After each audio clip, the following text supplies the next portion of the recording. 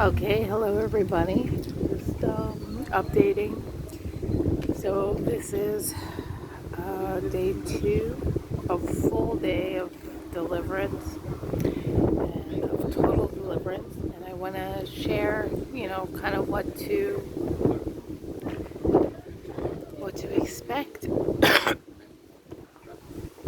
or kind of what I'd been going through. So I've been documenting a lot of different experiences, and I haven't put this out because I'm not sure at which point I want to share, because a lot of these things were extremely shocking for me.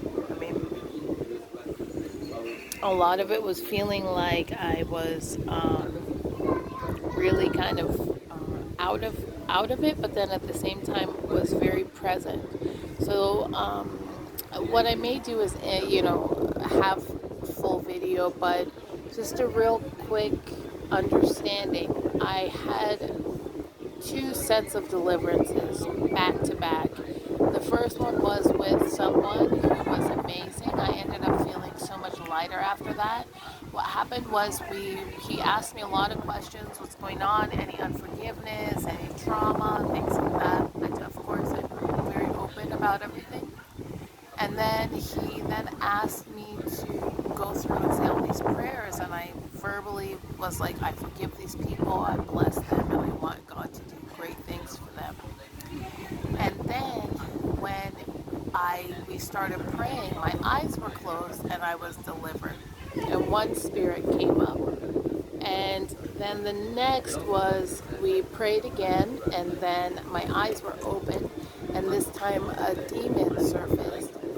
He asked me to just like share any form of trauma or anything that had happened,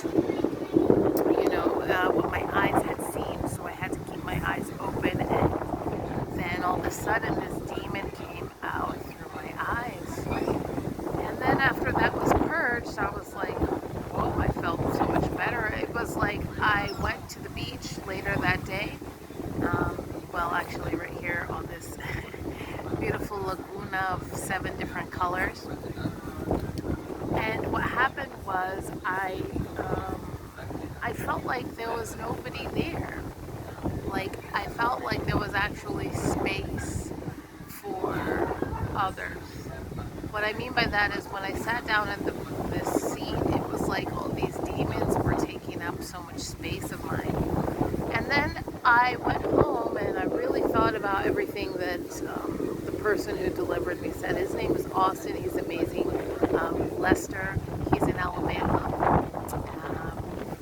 He's in the southern part of Alabama. And then I had another deliverance the next day. So what happened was when we were going through that, I was like, is everything gone? I was really like, what is... I don't feel like everything's all gone. I feel lighter, yes, but I feel like there's something still there. I can't explain what it is. So by that time, I reached out to 2 different people now. There's a man by the name of Isaiah Salvador, and he has a website. It's a deliverance website. He's been going through and teaching about deliverance for several videos.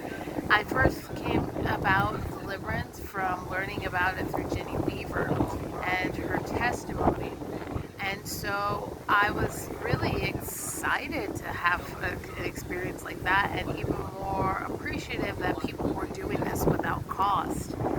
So I went to this next person. He and I were talking, and I was like, look, prior to this, I had tried to get deliverance from a few other people. One person said she prayed for my back, and then she had a vision. She that left.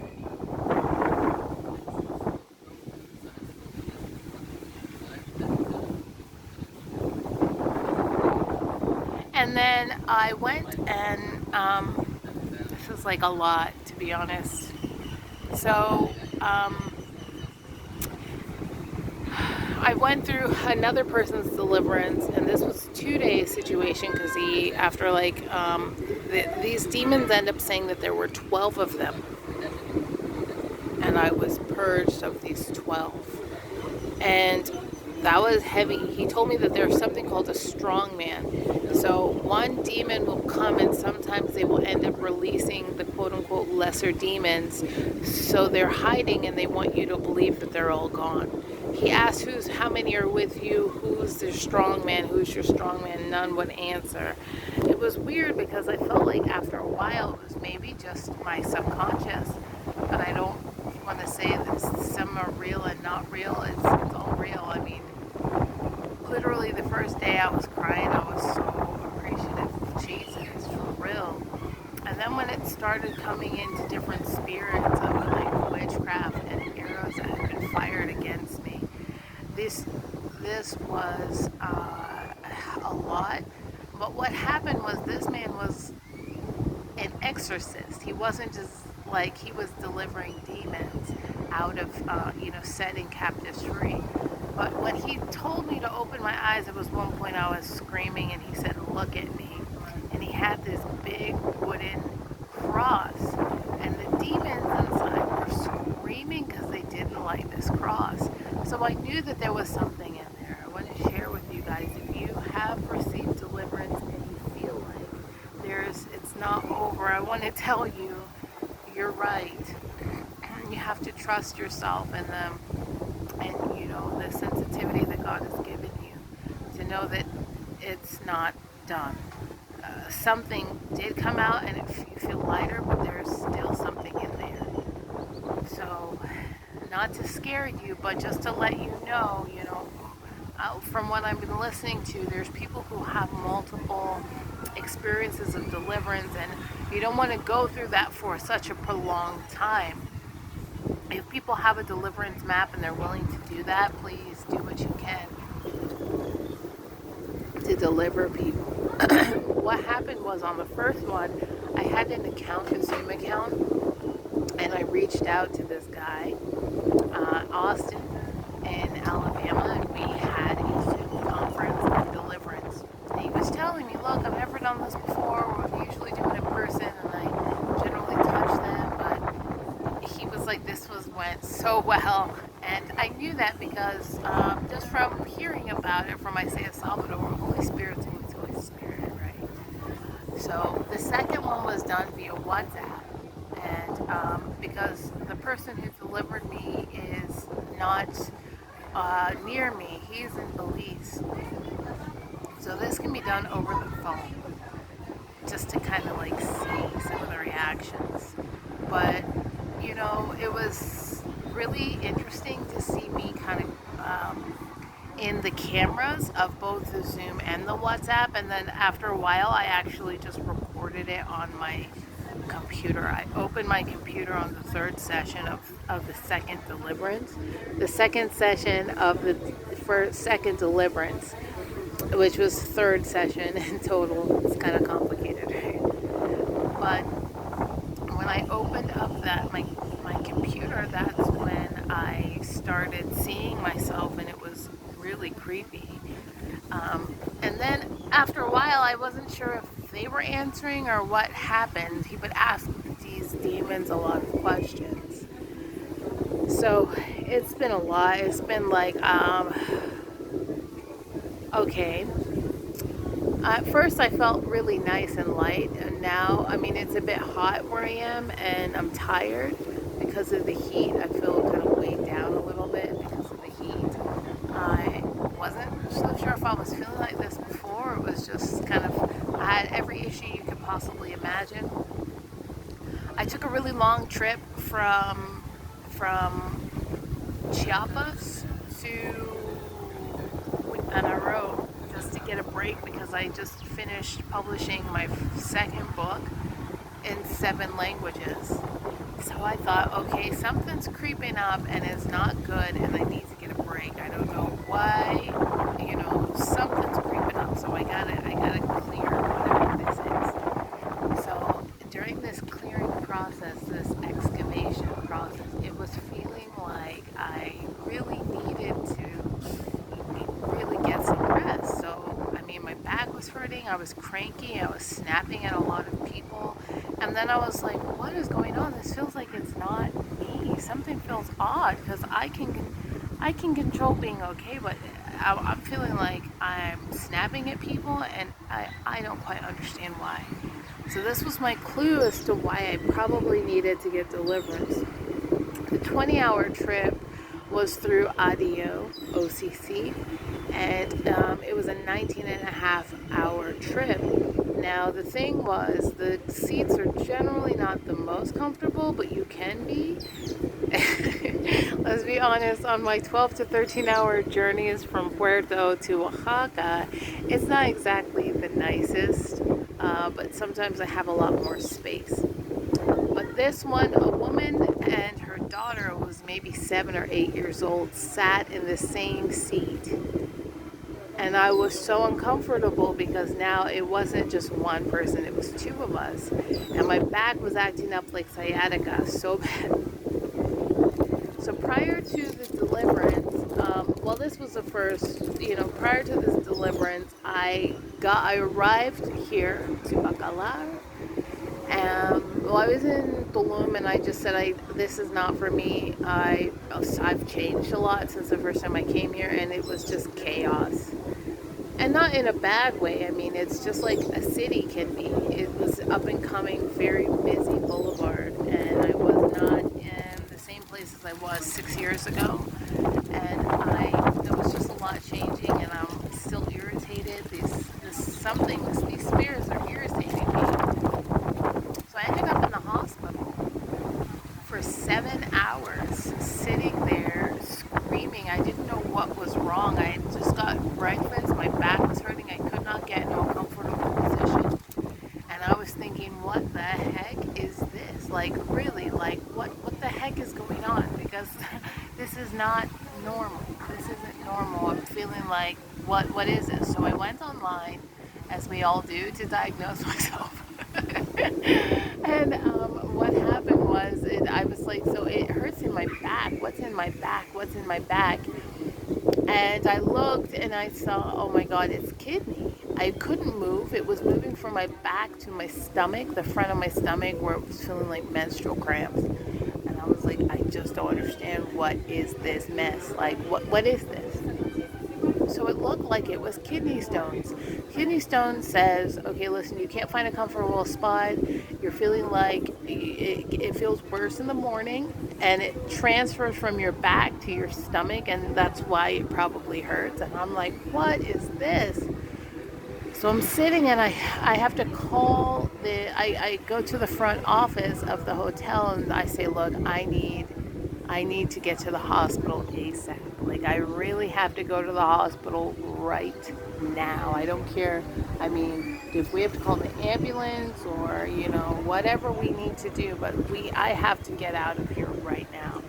And so that's exactly what happened. They called a cat taxi for me. The taxi brought me to the emergency room. I'm explaining to them, look, I can't get comfortable. It hurts in my back. I went online. Wow, do you see that the white spreading? That is so weird. In the lagoon. Wow, that is interesting. There was just a thin little line, and now it's a big. Wow, that's really strange. So, and now it's turning brown again. It's interesting. Anyways, so I'm saying, I don't understand. Can you please explain to me what's going on? Please take some tests. They're telling me, okay, we think that we really do. It does sound like kidney stones. You can't get comfortable. It's in the front. So all of a sudden, I'm trying to move. I stand up, and it's grappling. This pain was so bad. I'm like leaning against the wall. They're trying to get my information. I'm standing up, can't sit down, literally there is no position that is comfortable. So I told them, look, I don't know exactly. I mean, it feels like it's in my sciatic nerve, but I don't know what happened, but it's exasperated. And I can't breathe, I can't talk, I can't move, I can't lay down. I don't know what this is. So I knew right away that anything that was, do you guys see this? The colors? It's like a ribbon. Now it's back brown again. So I'm explaining like there's nothing that is comfortable. So I said, look, I just test me to see what this is. And then I heard surprising result. I'm like, okay. So I take a urine sample, and then it comes back and they say, oh no, everything that you said is going to be not as bad. Now this whole time they're saying, look, we need to put an IV inside of you. We're not sure what, we're just gonna, I said, listen, I just need a tablet because I don't know what you're injecting me with. And, after doing and being in a lot of miracle services, the last thing, I mean, let's be honest, the very last thing that we want to have happen is some weird accident, some freak show. So, they said, okay, no, like that's not what it's there. Everything turned out okay. We just took the test. Now look, it's going to be a ribbon of light spreading. Interesting. Interesting looking. So I'm like, okay, that sounds okay, but not really, because I'm like uncomfortable, but I'm comfortable. I guess we can just, I'm not taking a shot, though. I'm not taking your shot. You're not injecting me with anything. You're not taking any of my blood. I'm just not comfortable at that at this point, right? So they told me, listen, okay, well, if you're having anxiety over food needles, well, we can give you anti-anxiety medication and we'll give you an antipsychotic. I'm like, I'm not psychotic. I just don't know what it is that you're injecting me with. You're trying to go into my vein and put some sort of medicine in there. I'm not psychotic. I'm just genuinely, no one with sense is gonna say, yo, okay, here's my vein. Like that's people with sense aren't gonna do that. So I knew right away, like, okay, a lot of miracle services, people were, somebody was supposed to get a blood transfusion. She was injected with HIV. All kinds of strange things can happen. And so, a while they explained, listen, you're in really good hands. We're great doctors. We do care about you. I believe it. I really do. I still do to this day. I'm just not sure I accept any sort of medication being injected in me. That's just not going to happen. So I thought, okay, that's all right, but I still need to like move forward and everything else. So I left. I said, look, that's all right. I'm not going to take your. The other doctor was really rude. He was like, look, I mean, clearly you need something because I said, look, it's normal to have a reaction where I feel like it's a fear already, and then you're gonna be injecting me with something like a lot of people for this recent vaccine are taking it because of fear of whatever is in it. I mean, it's just kind of like world knowledge. It's nothing personal. It's just, look, I don't really do that. So after the test came back, I said, okay, I'm, it, I'm going to take this tablet. I'm going to read what's in it, and I just need it to hold me over for the next day or two to like get rid of the actual problem. So that's exactly what happened. There was nothing wrong. So in the second deliverance with this man from Belize, he commanded these demons to take all of their fiery darts. And at that point, it was when I was able to breathe, I could move, I had my mobility, everything was back. So it just felt like, I really do believe and will make a very strong case for those of you who are in deliverance ministries to be in hospitals.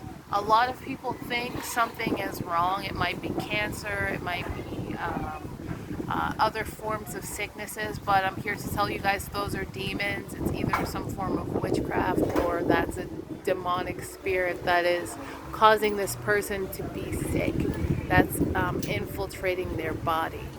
And so, for that, I just want to offer you all a lot of support. So if you can find someone when you know that this is okay, something is off about this, a sickness, a cough, all of a sudden you're in the hospital, they can't find out what's wrong, if it's sciatic or not sciatic. I mean, I still don't know exactly what that was, but I know it was a dart planted to kill, steal, or destroy. So that's no longer, it's gone. I just feel really like a different person. I'm not super snappy. I still don't like people being, annoying to me. So after that workout, I mean, that night, literally, it literal night and day difference. So that night, I was passing by a CrossFit place, where you have to jump up on a box and then step down and jump back up for the remainder of like the 45 seconds for each round of the circuit. I was just jumping up on top of that, doing no problem, jumping jacks, jumping rope, doing planks. I was swinging kettlebells between my legs, above my wrist, over my head. I was just kind of like a brand new person. I do feel like I'm a lot calmer. I'm not like interested in a whole bunch of parties or games. I mean, genuinely speaking, I guess I could say I wasn't really interested in that from the beginning, but in this space, I'm really a lot more pensive, and when I do listen to the Bible, I feel like it's like there's a lot more clarity in my ears and my heart, and I'm like wanting to pray, because in the past, let's just be honest, I was praying a few times a day, and then there was a point where I was just exhausted after publishing the book, and I was like so lucky to pray like 2 times a day, and of course right before I eat, right? So but this time I just want to just be in prayer all day. I don't really want to be around a lot of people. I still want to just kind of like spend my time, most of my time with God. So I really make a strong case for a lot of you, one, who have been through deliverance and are, really, really asking for, okay, is everything out? You may feel good, but just make sure, I want to really make a strong case that you are making sure that everything is gone. Make sure you get like two tune-ups. One after the first deliverance, as smoothly behind it as you can. You don't want any of these demons ruining your life or your health or your relationships or whatever it is that they're planning to kill, steal, or destroy. The most important thing, again, the next case I'm making is that we really do need to stay inside of, those of you who are health practitioners, please do what we can to make sure we're inside of hospitals and we are in emergency rooms. That this is where people really would need the most deliverance. Something all of a sudden happens and then we don't know what it is, and it could have just been a demon. And so, yes, and to those of you who are doing deliverance, please, thank you so much for everything. Please make sure that you're checking in with the person. How are you doing? How are you feeling today? The first experience, he just kind of said, okay, great, and like left me. He wasn't really asking me how I was doing, how I've been holding up, nothing like that, just to make sure, like, and it's not that God leaves anyone incomplete, but sometimes we have to do it for more than an hour and a half. Sometimes the deliverances take some time. There might be several of them.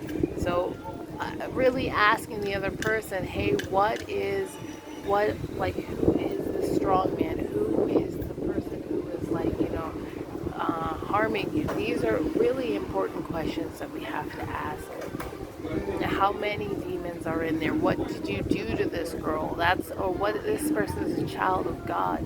Really getting in there and like begging the demons to leave.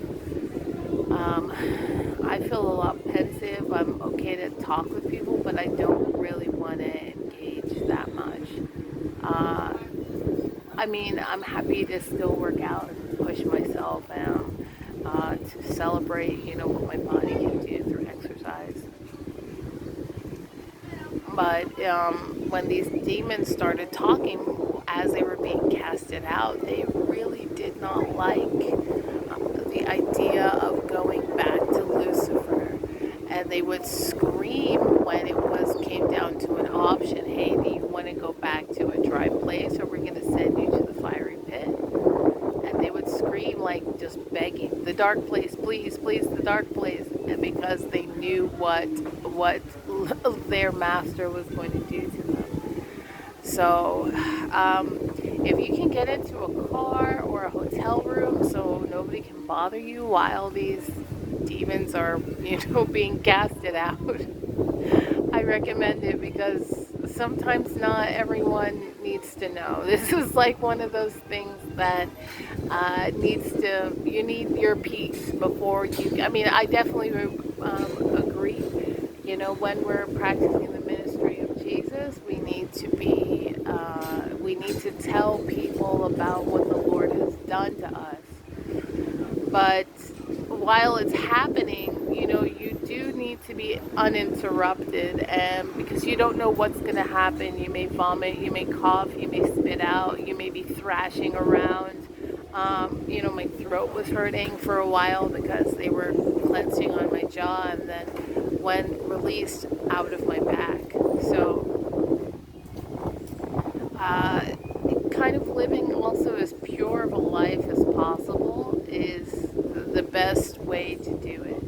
I mean, I'm talking, when I go to a gym, I don't listen to the music there, because I just don't want any chances. I don't want to take any chances, right? So when all of these you're not giving any sort of demons any sort of legal right to be in your space. No sex, no drugs, no like certain types of dancing, certain types of like spiritual anchors. I'm talking like dream catchers, things like that, tarot cards, any sort of Ouija board. Just stay away from all of that. Alcohol, stay away from everything like that. If these particular demons are saying this is how I got in. So there's people that have to go back for deliverance again. The Supernatural Life is one of them. If you guys follow them on YouTube, sometimes you fall prey to stuff, or you don't quote unquote keep up with your deliverance.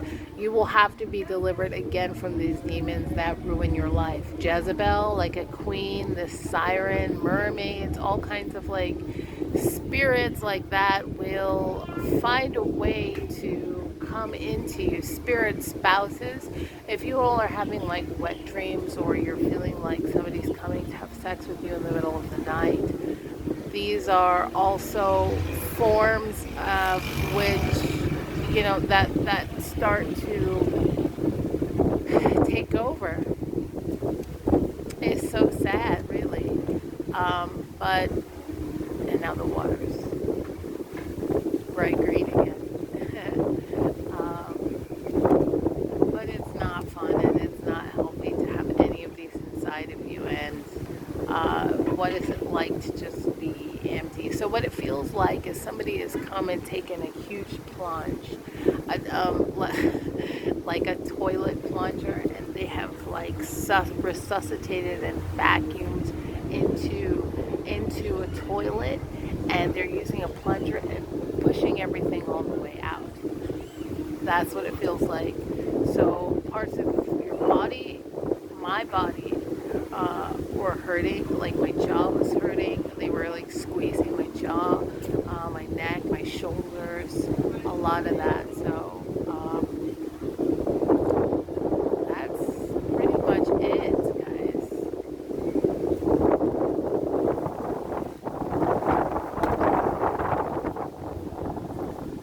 Whew, it's a lot. I just pray and bless all of you for coming in. And we'll just end with prayer. Heavenly Father, thank you so much for everybody coming under the sound of my voice. I decree and declare that today is going to be a dawning of a new day for every single one of these listeners. I also decree and declare that anybody who is out there looking for someone to get deliverance, they will find you, and that you will be set free. I decree and declare that anybody who is under any form